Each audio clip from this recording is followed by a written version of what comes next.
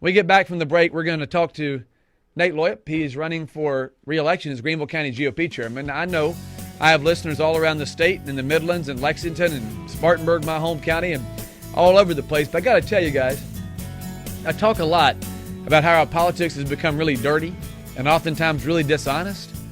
This chairman's race in the Greenville County Republican Party is one of the most disgusting, mud-slinging, nasty things I have seen in my entire time in politics. And I ran for Congress last year, as many of y'all know, and hopefully a lot of y'all voted for me. We did pretty darn well.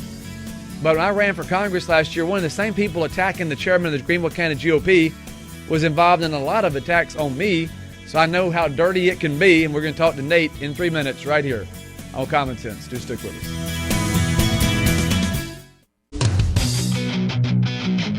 You're listening to Common Sense. To join Josh for this freedom movement across our state, log on to joshkimbrell.com.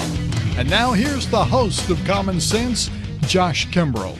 You know, before I got involved in politics, I used to think that gutter ball is whenever I went bowling and would always end up over there in the gutter. But I learned differently. When I ran for party chairman in Spartanburg County 2 years ago and won that, and then ran as, in the 4th Congressional District primary last year, and, for years have done radio, I quickly realized gutter ball is actually not anything to do with bowling. It's a lot more to do with politics. And people play gutter ball political games all too often. And normally, you expect these kinds of attacks to happen, like last year in a 13-way Republican primary for a competitive congressional seat.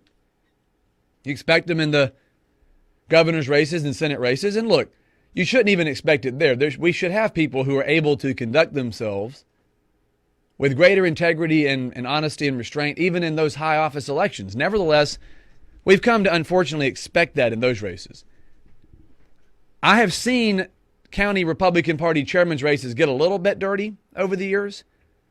Mine got a little dirty. I won't even get into that one. I had some guys make accusations that were just ludicrous. But I've seen nothing as bad as what's going on in Greenville County right now. Here's the headline from the Greenville News today.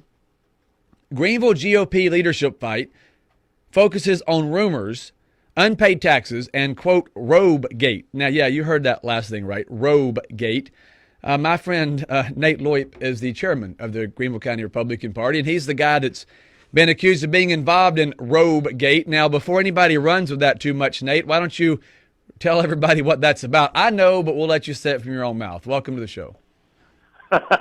Always good to be with you, Josh. Robegate. Never imagined that this would be a subject in any campaign, but for those who have not had the fortune to see email blasts or social media, Robegate was when I was flown up for a lobbying trip to lobby for clean energy. I had the privilege of staying in the Trump Hotel, and I thought it was very, very cool that there were Trump bathrobes and slippers.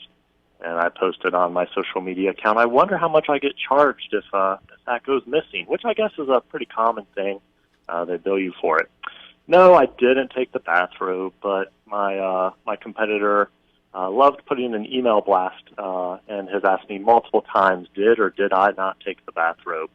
So Robegate, I guess, is going to be go down in history for the county party chairman's race.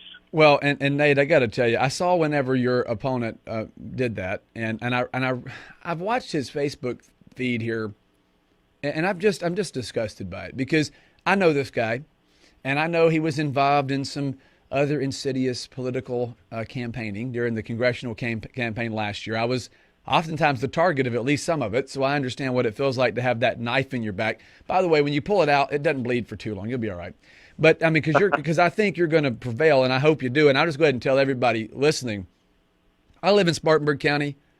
I was the Spartanburg County GOP chair up until I ran for Congress.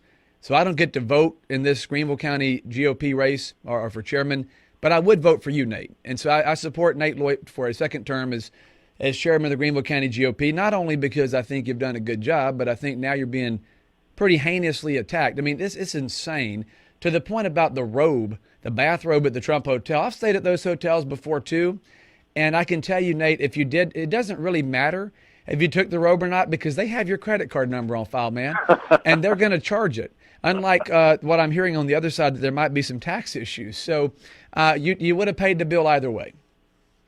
I would have paid it. And the good thing about being the incumbent is I have a record. There's nothing in my record as being chair the last 2 years that I'm anything but proud of. I have promoted our platform. I've helped Republicans get elected to the tune of every contested race Republicans won during my chairmanship in Greenville County, and growing the party. When we got involved in the party, there was 70, 80, 90 people at meetings. We fill the Hilton ballrooms now. 250. We had 235 at the last meeting, upwards of 325. So I know what I've accomplished. I know what I'm supposed to accomplish. And that's something that I wish the chairman's race would key in on. But unfortunately, when you don't have a record, you have to go low. Well, and here's what I think is going to happen, though. This kind of stuff backfires, Nate. I mean, I've seen this before, and I was, because I live in Spartanburg County, and because I've already been involved in enough elections the last couple of years, and I still weigh in from time to time on things. But I thought, okay, I'm a Spartanburg County resident. My radio show is based in Greenville, but I'll just stay out of these chairman's races, even though I wanted to see you get reelected. But now I'm a whole hog on board, want you to absolutely win, and will openly say that, because this kind of dirty attack is insane. And this has got to stop. I mean, people have got to stop playing these kind of politics. If he wants to disagree with you on something that you did, fine, fair game. Now, people can judge for themselves whether his critique of your performance is justifiable or not. I think most of them have been not. But let's say that it's a disagreement over the way that you conducted an event or a fundraiser or a campaign for somebody. At least that's pertinent.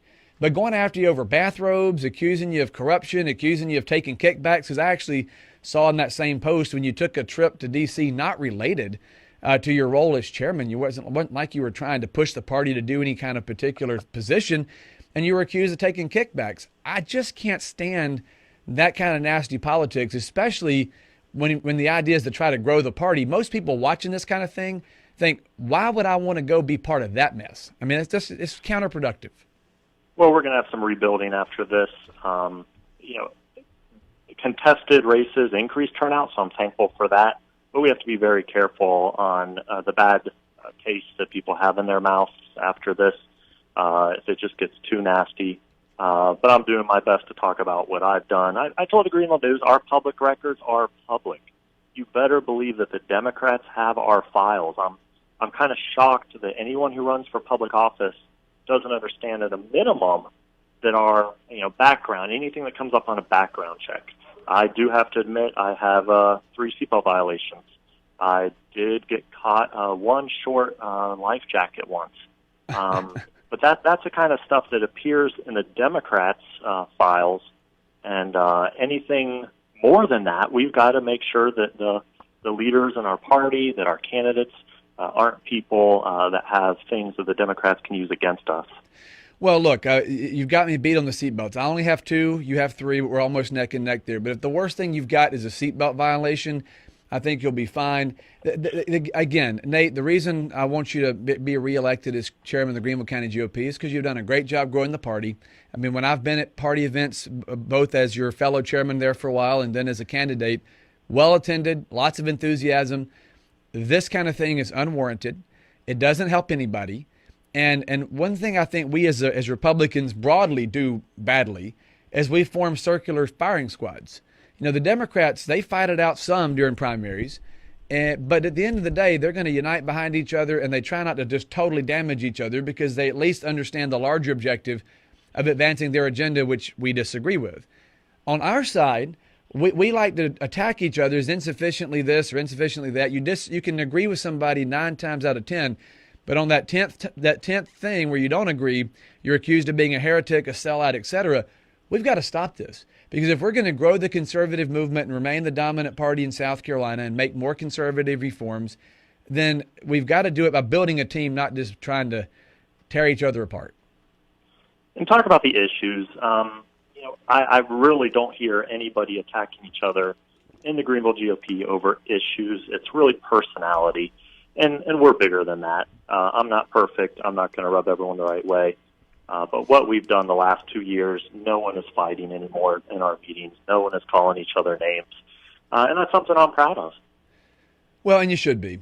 And for that, I'm thankful for your leadership as Greenville County GOP Chairman. Nate Loip, I support your reelection wholeheartedly. Thank you for trying to stay out of the mud there. It's pretty hard sometimes. The people who are attacking you, I've had some experience there myself. And just you got to be the bigger man, rise above it. And eventually I think most people can see through the charades and can see through the negative campaigning. If you don't have a message, you just tear the other guy down. I've said that on Fox News before, too, that even what Democrats are doing with the president now is they're not running on what they're for because nobody supports what they're for. They just have to say, hey, that guy's a spawn of hell.